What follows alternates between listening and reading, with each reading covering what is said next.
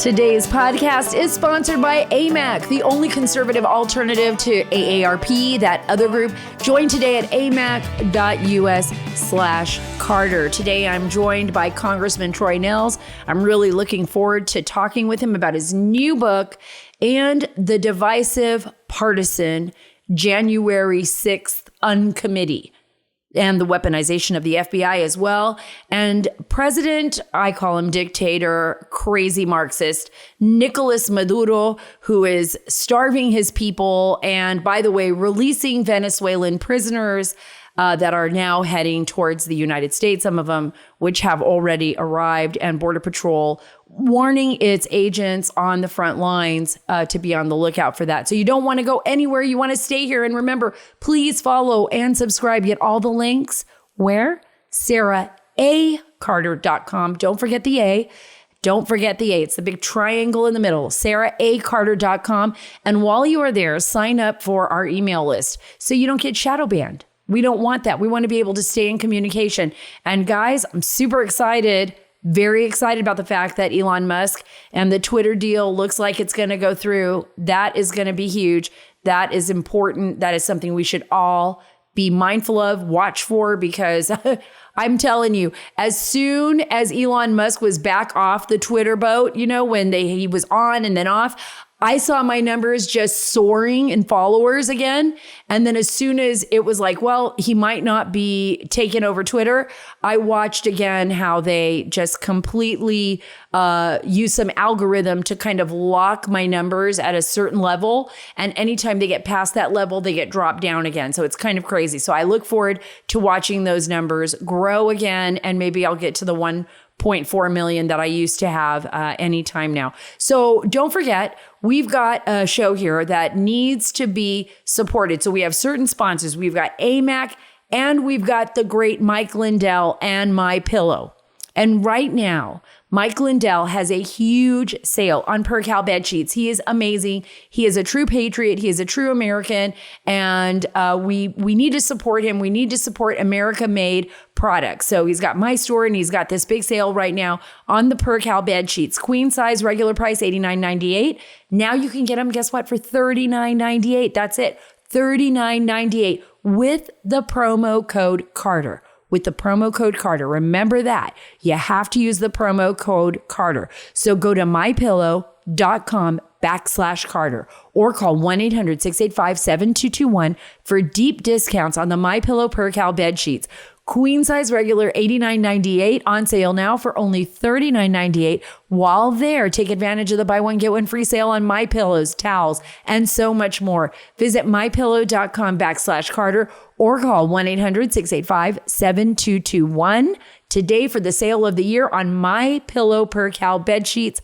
mypillow.com/Carter or call 1-800-685-7221.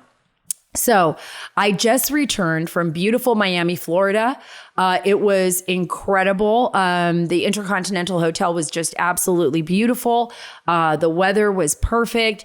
And President Trump was right on target. And by the way, everybody else that was there, because this was a big Hispanic leadership conference. It was historic. Some of the most important leaders in the United States, Hispanic leaders in the United States were there, business folks, as well as artists who came out to talk about what conservatism means to them, to the community, the Hispanic community. Look, for most people, and I think maybe all of you know who listen to this show, my mom came from Cuba in the 1960s. I'm a firstborn on my mother's side. I'm a daughter of the revolution on my dad's side. And so I know what my mom went through. I know what her family went through. I know what it means to be an American. Like all of you, we all have our own history. And I think it's brilliant right now that we have, and I give this all to Trump. I give this to President Trump, because when he came into the White House, it was much different than every other Republican before him. I really, truly believe that. He wasn't just all talk.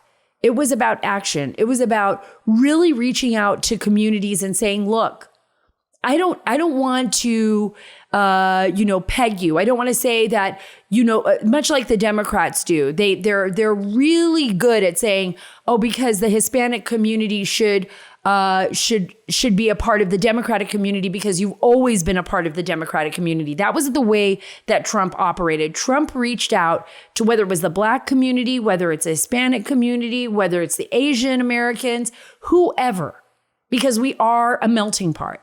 He reached out and said, what can we do to help you? How do we get your voice out there? Come to the White House. Let's have events together. Let's sit down and talk. Let's find out what we need to do to bring you into the fold here, to get your ideas and to get those ideas implemented into our policies. And the Hispanic community has responded to that enormously. And so has the African American community, the Black community in America. And so have other communities have said, wait a minute. We are not victims. We are a part of this beautiful melting pot of making our nation just this great interwoven fabric of freedom and liberty. And remember, we talked about the Venezuelans, and we're going to get to that with Congressman Nehls. And we're going to talk about, what we're hearing right now, these reports that Nicolas Maduro is sending, people from his prisons. We saw that happen with Cuba during the Mariel. I'll talk to Congressman Nehls about that as well. But we're seeing people that are coming also from nations that were ruled by Marxists, right? And they don't want to go back there.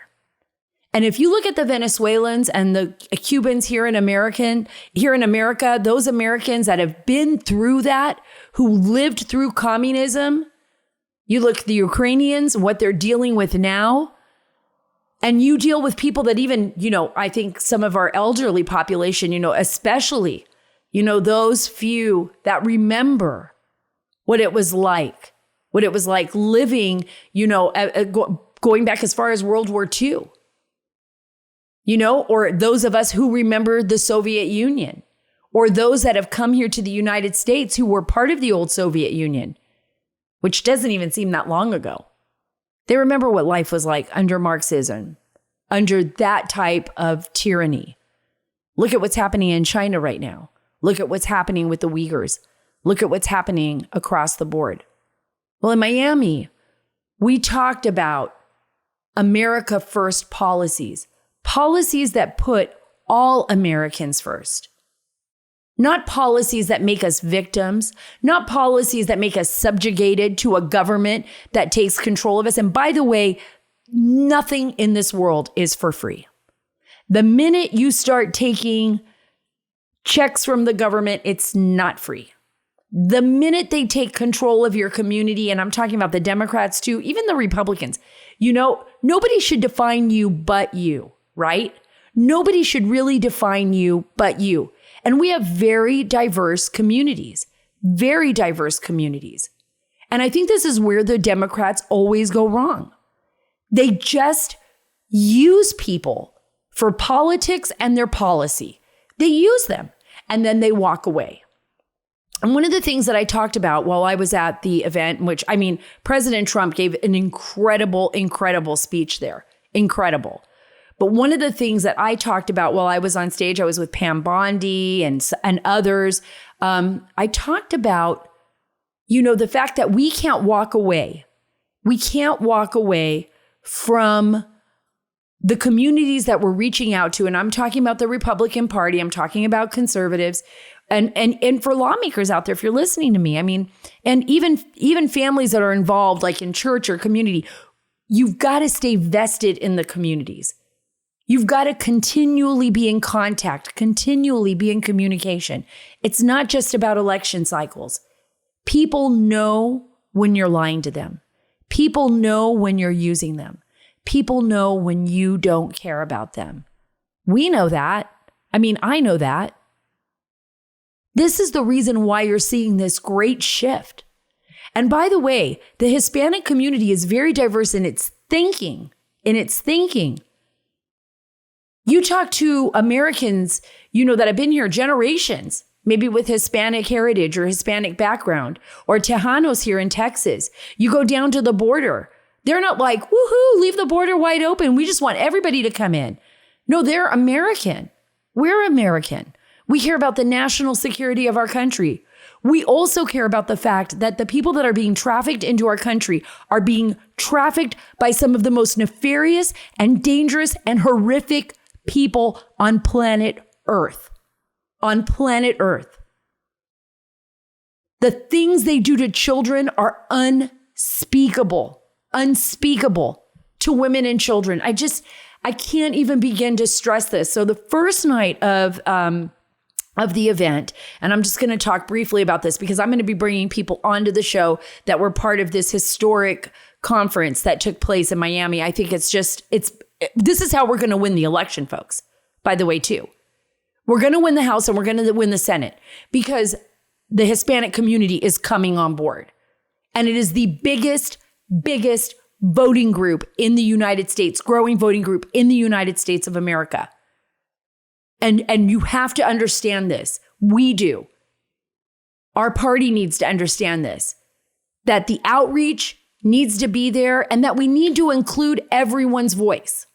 Well, while I was there the very first night, Eduardo, and I know Eduardo is going to be mad, Verástegui, I hope I'm pronouncing his last name correctly. He's a phenomenal actor, very famous Mexican actor as well as activist.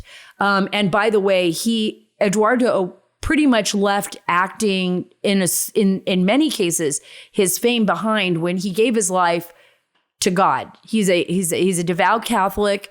He has launched a national campaign in Mexico to combat human trafficking. And he is just a wonderful, wonderful human being, amazing human being. And he has a movie that is going to be released next year. We had a sneak peek of the movie and we were able to see it during the conference. And it's called Sound of Freedom. And it's a fight against human trafficking.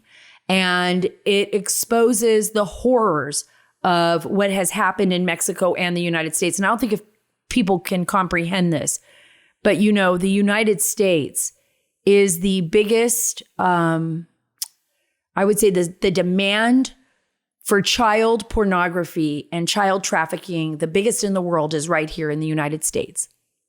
That's pretty scary. And the biggest supplier of children and human trafficking is right at our border next door, our neighbor in Mexico. And that's pretty terrifying. And there's so much more that happens because of that. So many dangers that we face on so many different levels. But this movie, Sound of Freedom, which actually was inspired by Timothy Ballard, and it focuses on, his very first mission to Colombia, where over 50 children were rescued. And part of Timothy Ballard, if you guys don't know, but is Underground Railroad, and where he rescued over 50 children. It was an incredible film. You need a box of tissue right beside you just to get through it because it is so gut-wrenching. So gut-wrenching. And the reason I bring this up is because don't believe the lies that the Democrats are telling you. Don't believe the lies that are being spewed from the mouths of these special interests and these NGOs that do not care about the people that are being trafficked. Those people, this administration, the Biden administration is the problem, We should not be allowing this. President Trump with Title 42, President Trump with all of his executive orders, and thank God, I hope, if we win the House and the Senate, we will put laws into place again. We will just follow the law. Just follow the rule of law. And we will stop. We will stop that border being an open sieve and a moneymaker for human traffickers and drug cartels. By the way, that are killing our children as well. Because we also discussed at this event the number of children and the number of Americans that are being poisoned. And if you didn't listen to my last podcast with Virginia Krieger, you got to. She lost her daughter, Tiffany, after her daughter, Tiffany, took what she thought was a Percocet, which was filled with fentanyl. If it can happen to her, it can happen to any of us. It can happen to our children. It could happen to our families. We talked about that. And now I don't know if you've all seen the news, and I promise you I'm going to get to Congressman Nehls, but I feel like I've got to warn everybody about this. I got to warn you because I don't know if I'm going to have a chance to get to it at the end of this podcast, because I think Congressman Nehls and I are just going to talk forever. He's a great guy, and he has a lot to say. But I don't know if you saw this, but in New York City, the DEA found 15,000 rainbow fentanyl pills inside a Lego box. 15,000 fentanyl, rainbow fentanyl pills. They looked like candy, with the marking 30M imprinted on them to resemble 30 milligrams of oxycodone hydrochloride pills. Yep, if you take a pill that did not come from your doctor, you are playing Russian roulette. The DEA has done a great job of getting out a new public service announcement: one pill can kill. And this is the reason why. But imagine if you're a little kid and you see this bag of this colorful rainbow, candy, it looks like. I mean, if our child took one of those, Halloween's around the corner. I'm scared. I'm scared. This is a poisoning of our nation. This is a poisoning of our nation. I want to just touch on this quickly, and then we'll get right over to the congressman. But agents stopped a vehicle being driven by a 48-year-old woman, Letitia Bush of Trenton, New Jersey, and seized the 15,000 colorful candy-looking drugs on September 28th, the first significant seizure of rainbow fentanyl in New York City. And I remember there were people like, oh, it's so alarmist. Don't talk about it looking like candy. That's an over-exaggeration. By the way, that was coming from mainstream media outlets. And now look at this. There's no over-exaggeration here, folks. If you want to save yourself, if you want to save your family, you will inform your children after you hear this podcast today. You will let them know how dangerous it is, and you will tell your family and friends, do not ever take a pill unless it is prescribed by your doctor. And this is what DEA Special Agent in charge, Frank Tarantino, said.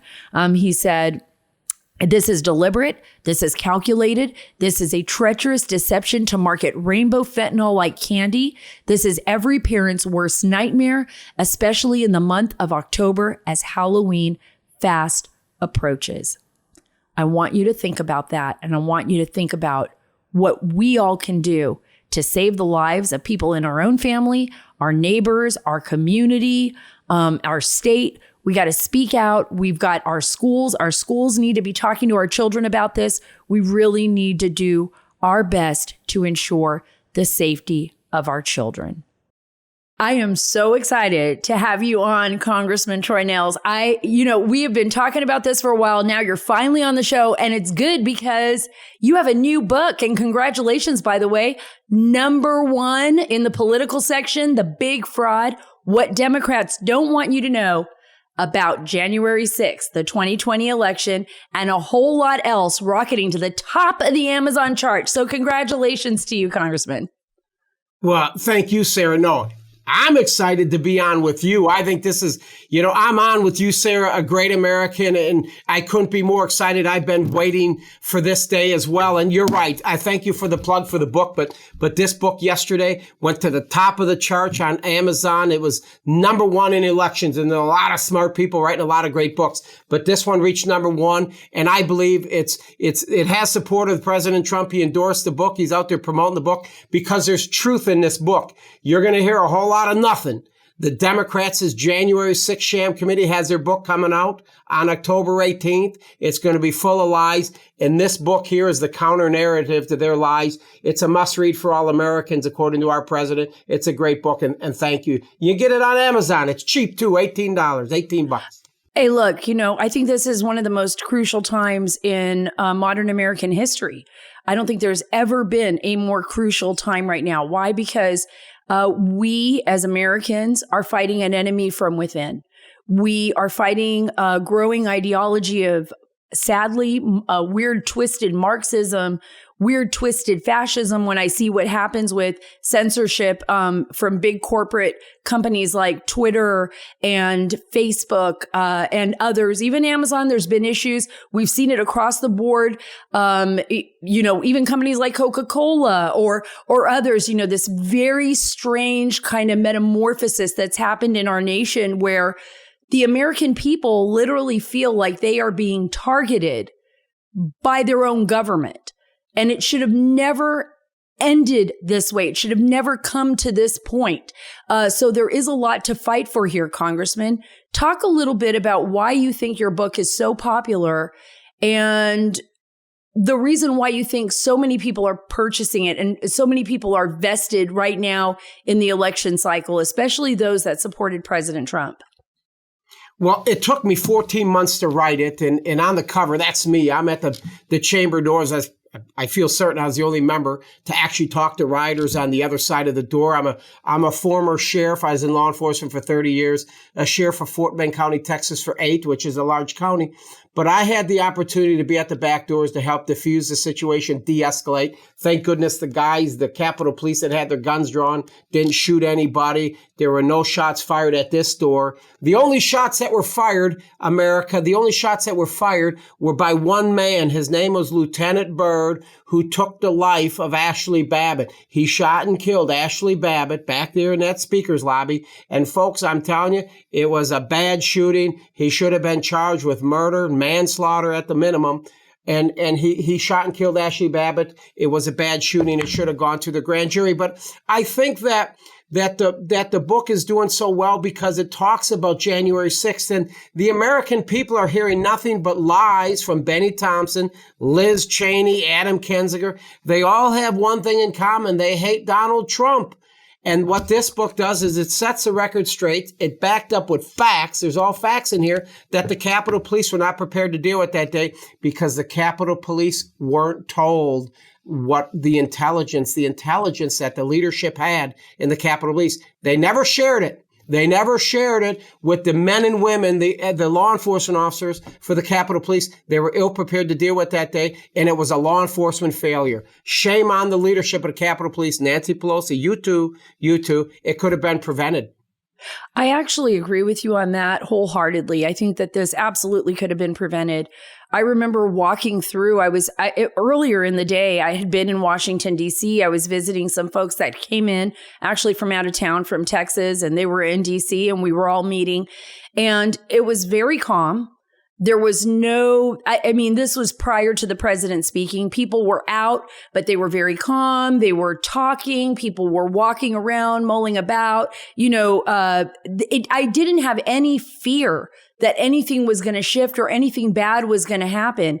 And I think what really scares me, Congressman, is we've seen how the media has been an integral part of playing into these divisive, really kind of bizarre narratives that have come out of, I think media's been very political on this. Even the media that you would have expected to have been objective and to stand back and just look at everything, whether that be, whether we, the conservatives, agreed with it or the Democrats.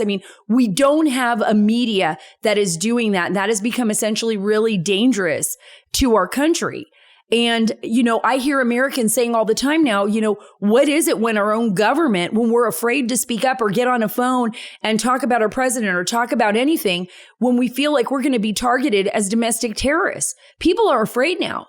Do you think this January 6th committee intentionally or unintentionally is like breaking the backbone of American freedom in a way? Because I think Americans are really worried right now that anything they do will be held against them. They could end up in jail. They could end up, in the middle of something like we saw on January 6th.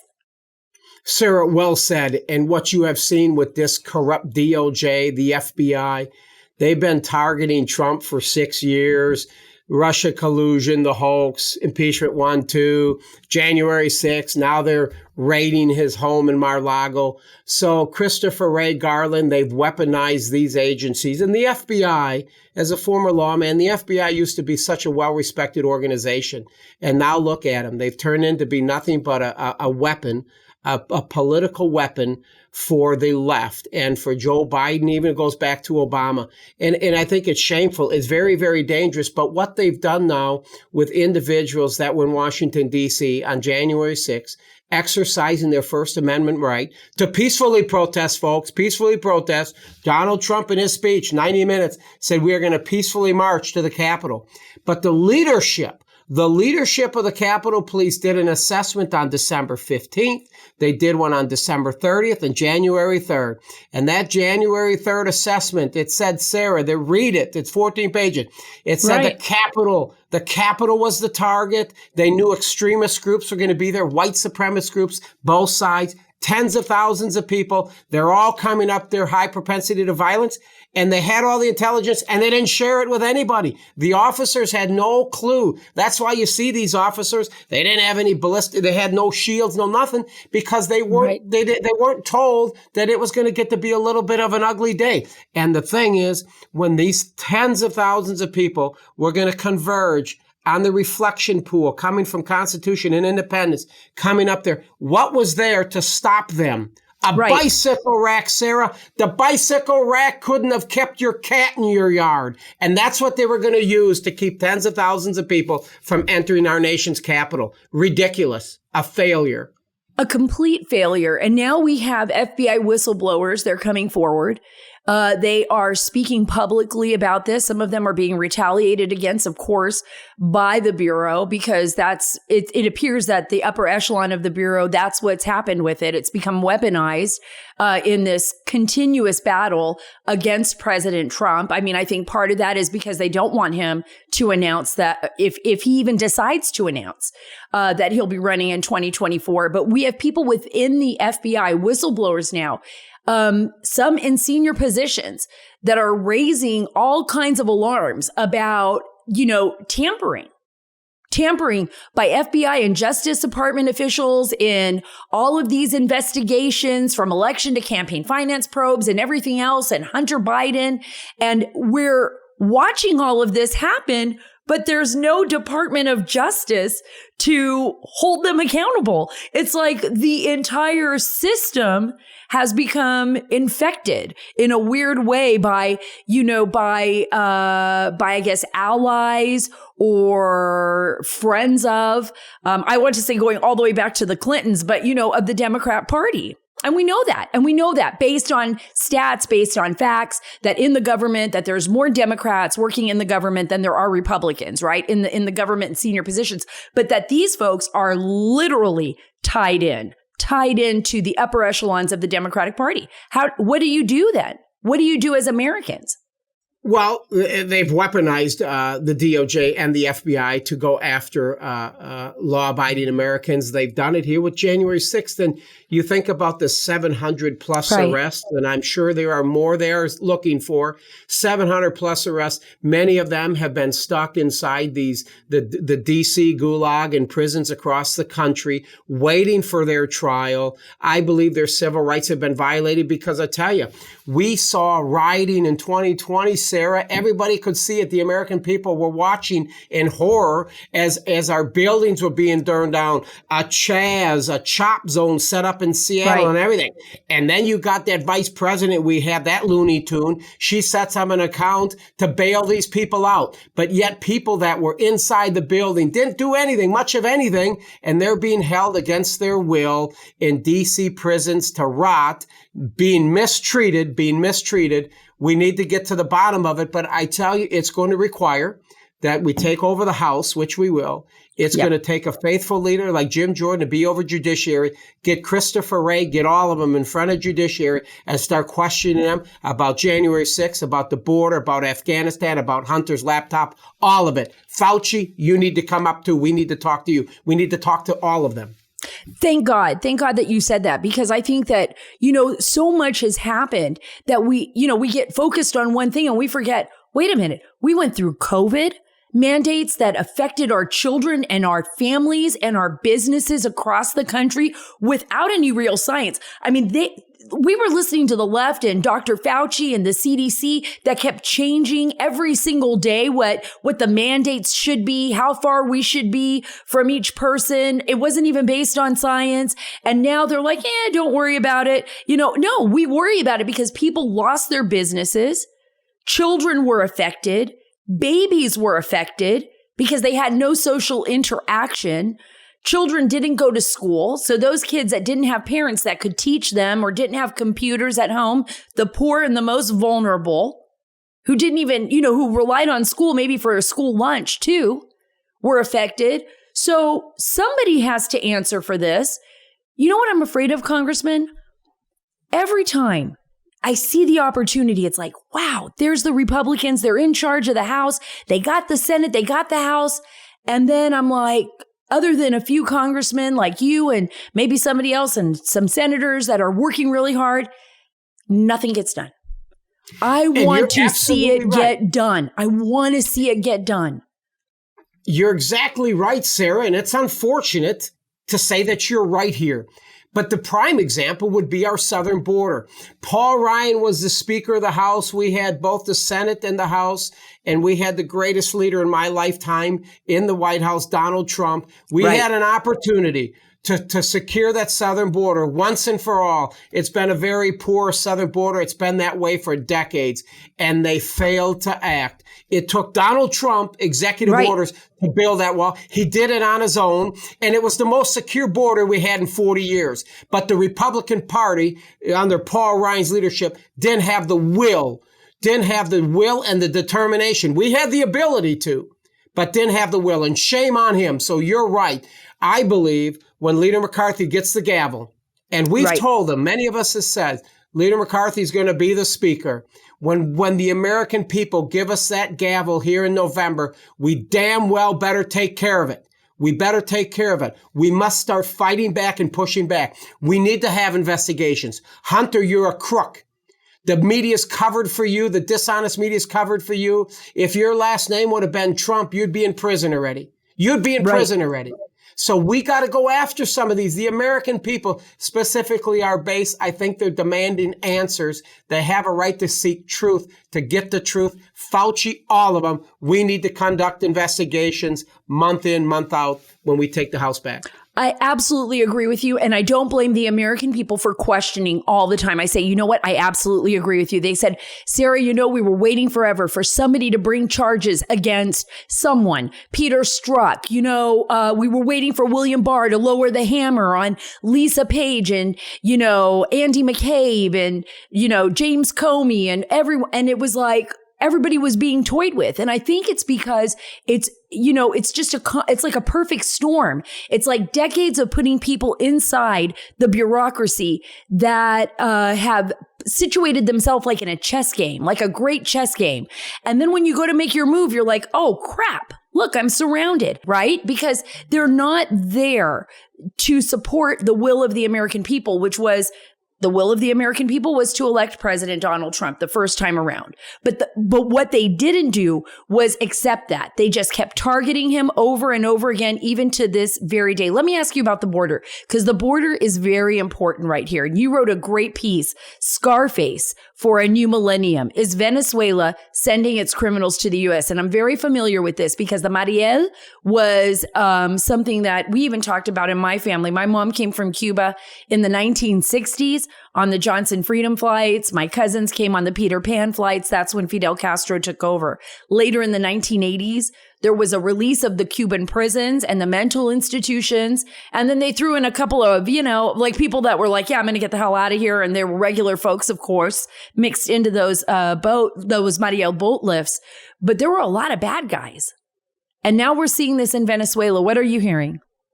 You're absolutely right. And I want to thank you for your coverage and your thoughtfulness and your insight on what's truly taking You're place welcome. at our southern border. I think more people need to be covering it because it's one of the greatest crises in my lifetime here, and the people are dying in our country, and this administration just doesn't seem to care too much. But we have contacts, of course, down in the Border Patrol, and they're telling us, hey, listen, we're told we're on the lookout for Venezuelans coming through because Maduro, and he's a crook, he's a murderous crook, he's a dictator, he's a dangerous, very, very bad hombre, and they're releasing their prisoners. Get into America, your president, that Biden fella, he's inviting everybody in from across the globe. So release our prisoners, let Biden deal with them, let the American people deal with them. And so they're coming through. And the sad fact is that we don't have a relationship with Venezuela. We may be buying their oil soon. I don't understand all that. But so when these individuals are coming through, how do we even identify them? How do we know what kind of criminal record they have in Venezuela, other than you could look at some tattoos and try to identify them that way? But the American people are going to pay the price. The American crime is through the roof. Now we've got all these bad individuals entering our southern border. We've had well over, 70-something individuals that are on the terrorist watch list enter our country. America, wake up, pay attention. It only took 19 to take down our towers. We've got them coming in by the dozens. And this administration just doesn't put the American people first. They put the American people last. You brought up a really great point. I mean, but we've only, those are the people that we've encountered. And we keep mentioning this because now the numbers are way over 1 million of those that are gotaways, people that have come into our country, have never been vetted. And even those that we try to vet, you're right, we don't even know. How do you know? How do you know? If somebody comes from Syria and they dump all of their identifiers somewhere, or they're coming from anywhere in the world, Afghanistan, Bangladesh, the Philippines, China, I don't care where.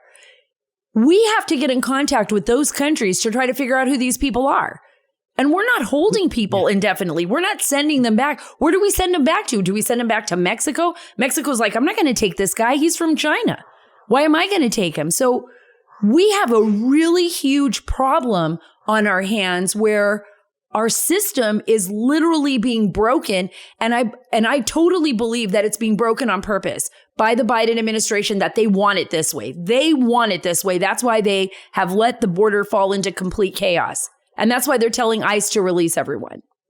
It is. It's by design. And you brought up the gotaways, but you've been down to the border. I've been down to the border from California all the way to Yuma, down into Texas. And the millions of people, they're actually walking across. They're waving the white flag. They see Border Patrol on the other side. They're thinking, right, I want to be detected. I want to be apprehended, because this administration, this president says, you're welcome here. And we know from our cousin Billy Bob that came in a month ago that you're just going to release you. So we want to be detected. We want to be apprehended by Border Patrol. But it's almost 1 million now, numbers upwards of 900,000 plus 1 million individuals that are gotaways. They're the ones that are avoiding detection. They do not want to be identified. They do not want to be apprehended. And they are the real bad hombres. If you know you can come across and just get into this country freely.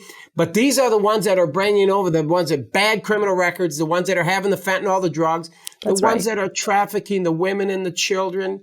These are people we don't want here. We got to turn them around. We can't have them here. Build the damn wall, finish the wall, secure that southern border. We must do it for the American people. Right. And I think a lot of people forget this isn't an anti-immigrant movement. It's not. The Republicans and conservatives actually truly, at least everyone that I've met, and I was just at one of the biggest Hispanic leadership conferences in Miami. It was historic. Babu Nanwe with Goya was there. Others were there, very big leaders, business leaders as well, who are saying, look, we don't want this because it's a humanitarian crisis too. There are children being trafficked in these, by these cartels into the United States for the worst purposes you can imagine. There are women and men that are being used in modern day slavery. Young children are being raped. I mean, there's incidences of horrors happening. And in fact, the UN in July this summer, Congressman, said that the most dangerous land crossing in the world, and this is coming from the United Nations, and I don't really trust half of what they do because I think they push a lot of migration our way anyways, but The most dangerous land crossing in the world, they say, is between the United States and Mexico. It's our southern border. That's insane to think of, that it is more dangerous crossing into the United States from Mexico than maybe in Sudan or Somalia. You hear these, absolutely. And what's interesting, you think about the Northeast, when you finally had some governors in Florida, Texas, Arizona, send some of these immigrants up into their backyard, up into New York City, up into Washington, D.C. with Mayor Bowser. Then the only time you ever heard them talking about this illegal immigration issue is when Donald Trump was putting people in cages and that racist president. Donald Trump has always said, I want to build a big, beautiful wall with beautiful gates. Because it's not about legal immigration. This is about illegal immigration. Right. And so they were blaming Trump and saying he's the big racist. Then we send a few. These governors send a few up into their backyards. Now all of a sudden we got a humanitarian crisis.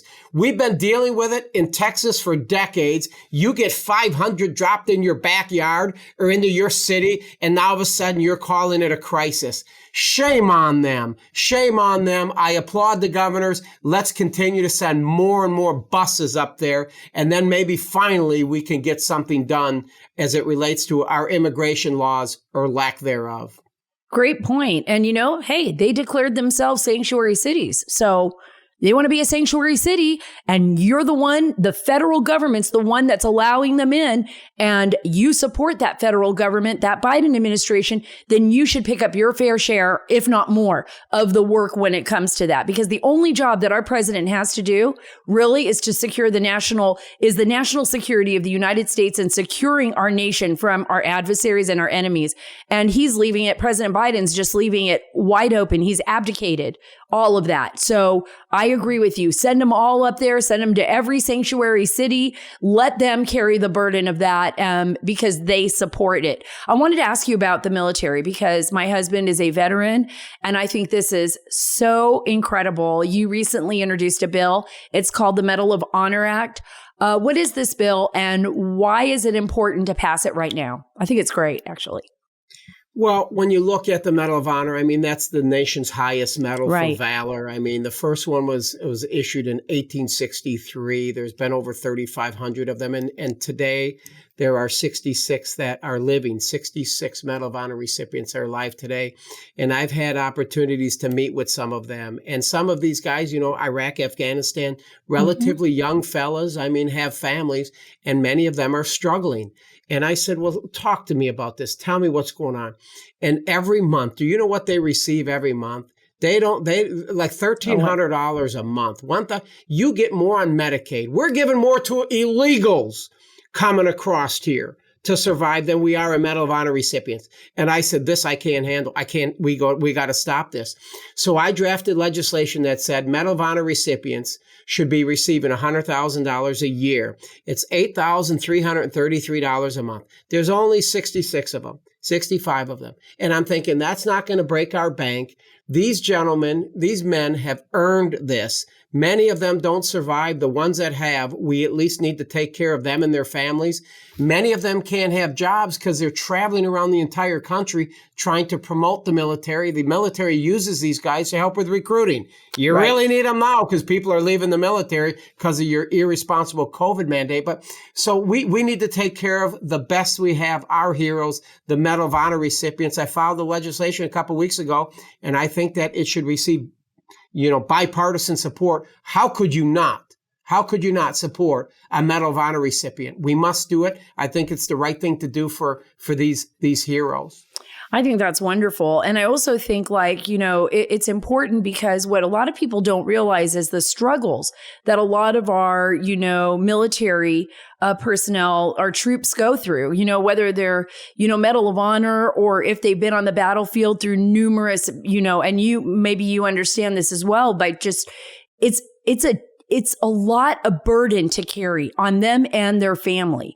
And there's a lot of recovery and a lot of moving forward that they go through just to get back into society. And a lot of these men and women, alike from our military, I feel many times are abandoned, once they get home and they're going through that whole process. And, we're blessed. I have an amazing husband who was wounded in Afghanistan and was able to, even though he was blinded, has been able to move forward, I think, with God and with our family in our lives, and really live a fulfilling life. But it's tough. It's tough. And thank God for you, Congressman. Thank God for your support for our men and women in uniform and understanding what they've been through, and especially those that risked everything. Our Medal of Honor recipients who really, for just their lives there wasn't even a thought when they would go out there and rescue the men and women that they were trying to save. Their life was not even a thought. So let's give back to them and let's make sure that they can take care of them and their families. I think that's absolutely incredible. So tell me what else is going on, because as far as Texas is concerned, I mean, you've got to be concerned right now about the economy. I know I am. Every time I go to the grocery store, I'm like, oh my gosh, I cannot believe how much groceries have gone up.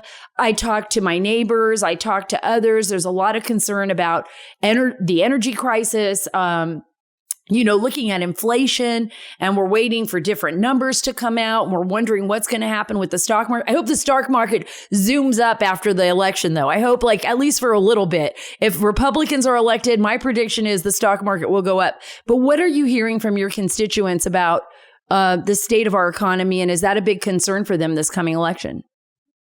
Well, it is. And I think there's a lot of energy right now in the Republican Party here in Texas, I think across the entire country. And unfortunately, there's a crisis on every corner.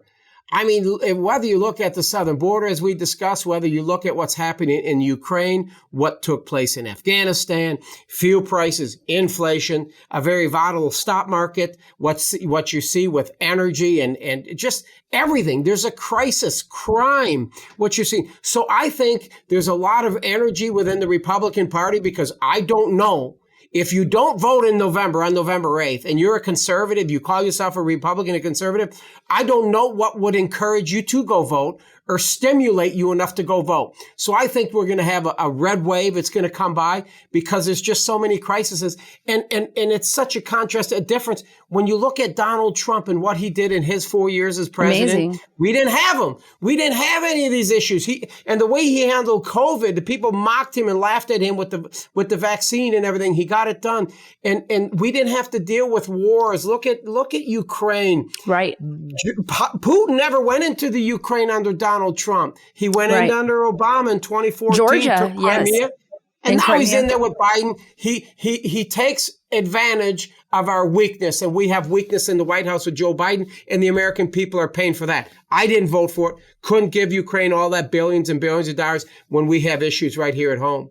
That's right. That's right. And if you're looking at Ukraine, even right now, the concern really is where are we at? Are we really on the verge? I mean, you hear the rhetoric coming out of the White House, and it's almost as if President Biden, I mean, I don't know what's going on there, but is pushing towards some kind of, end game with Vladimir Putin. And I mean, that's just unacceptable. I mean, thinking of the use of a nuclear weapon, even if it's a strategic nuclear weapon, it seems unimaginable to me, especially when for years we had mutually assured destruction during the Cold War. And now we're here with a president that we could be literally sitting on a ticking time bomb, and I was going to ask you too before, because I know I could keep you forever. By the way, Robert Francis, quote unquote, Beto O'Rourke. Why are they so obsessed with Beto here? I don't even understand this. And I tell you, Texas is not going to elect that knucklehead. He's not. This is his third time around. I think he realizes that he's not going to win this, but I truly believe that he was brought in here because we got all these judges that are up for election across the state of Texas. And so I think he's there to try to help energize the base and help the down ballot candidates. But he is not going to be elected. I'm predicting right now our Governor Abbott will beat him by 1 million votes. It could be a double-digit win. Because give me a break. He's not a Mexican. He's not a Beto O'Rourke. I think people Isn't that cultural appropriation? Isn't that cultural? Why aren't the Mexicans that support these kind of woke ideologies, or Hispanics? I'm always I'm Hispanic. Look, you don't call yourself Beto. Yeah. I don't even know where that came from. I think the Democrats would be better. They could have come up with a better candidate. This guy's an absolute crazy. He's a nut job. I think he thinks a lot of himself. The guy doesn't lack any type of self-confidence. He doesn't. But I'm telling you, he's going to get beat by 1 million votes. And maybe finally, but I tell you what he can do. He can jump on that airplane with Nancy Pelosi. Go to Italy. Nancy, go be the ambassador. Beto, you can go over there and be her chief aide. I don't care. Get the hell out of Texas. You're no good. You're not wanted here. Oh, yeah. There you go. There you go. I like it. I like it. Okay. Last question. For all our listeners out there, in your opinion, what is going to be the most important thing that they can do, we can do, all of us, right here, right now, to ensure that we could be a part of this election process, to make sure it's a transition that goes the right way, peaceful transition, of course, that we get out there and actively get involved so that we can take back the House and the Senate in November? I think it's really a great question, Sarah, and this has just been a treat for me. Thank you for having me. And it's all about turnout. It really, really is. I have a twin brother that's running for county judge. It's the CEO of a very large county here in Fort Bend where we live, 900,000 people. And it's all about turnout. And not only his race, but all these district judges, these county court at laws. Harris County, such a big deal there because they're letting out, these liberal judges are letting out murders and they're murdering again. So I think the people in Texas, specifically conservatives, truly understand how important this election is for not only the safety and security of their family, but individual freedoms, having individual freedoms and taking a debt, $31 trillion now for the first time last week. And so I think people are paying attention, but you can't sit at home and sit in your couch. You got to get off the couch and you got to go vote and take your neighbor. So this is a turnout election. That's all this is going to be. And the Republicans turn out, we'll win big in Texas, we'll win these congressional races, we'll win these Senate races, but they just got to get out to vote. And then it's going to be, November 8th is going to be a great day for America. And then when we get the House back, hopefully the Senate, we prepare ourselves for Donald Trump in 2024. We need him more than ever. Donald Trump's got to come back. He can save our country. He can make America great again. Right. I tell everybody, get out there, get The Big Fraud by Congressman Troy Nehls. You do not want to miss that book. You want to get it before the election. You want to read it. You want to understand it, and you want to share it with your family. And by the way, like I tell everybody, Christmas is around the corner. It's a great book to give to a family or friend, especially somebody who you think is going to make a difference. And I think we all make a difference. Thank you so much, Congressman. Thank you so much for being a part of the show. I really appreciate having you on. I hope you come back again soon. God bless you, Sarah. This has been my honor. And to all your viewers, God bless you all. Pray for this great country of ours. That's true. That's the one thing we can do. That's the one thing I really believe in. Well, that's it for now, but I want y'all to remember, if you want to get the latest, I want you to go to saracarter.com. That's where you're going to find the story where the DEA found 15,000 rainbow fentanyl pills inside the Lego box. That's where you're going to get the latest on everything that I think is important that's happening in our country. I want to keep you informed. And that's where you can also sign up for our email list, and I'll make sure to get those emails to you. Guys, this is the most important elections in modern political history. I truly, truly believe that. Our nation right now is on the cusp of great changes. I mean, and it's going to be up to each and every single one of us. I know it's a lot to put on our shoulders. I know. I've got so much going on. In fact, right when I wrap this up, I'm going to be running to my daughter's school and then heading off to Pennsylvania after, doing a fundraiser at her school, and then heading off to Pennsylvania to track down Fetterman. That'll be fun. We'll talk about that next time, but I'm going to be chasing him down for 3 days. I really believe that every single one of us needs to do everything we can to protect our nation for the future of our children and our grandchildren. And by the way, for the future of this beautiful planet. We are the one beacon of light of hope in this world for so many people. Let's not give it away. Let's fight for it the right way. Let's remember that we still can. We have a beautiful Constitution. Our forefathers were brilliant. They were blessed by God to create such a document. And now we are the responsible party. We have been given a task, and we are here to make a difference, right? That's why we're in this moment at this time. In this moment at this time, it'll be you and I together saving our country, moving our nation forward. We have so much to look forward to. Remember, follow me on Twitter at Sara Carter DC and on Instagram at SCarterDC. That's at Sara Carter DC on Twitter, on Instagram at Sara Carter DC. And guys, go to Rumble, go to Truth. I'm on there. God bless you. God bless our nation. And God bless the great state of Texas.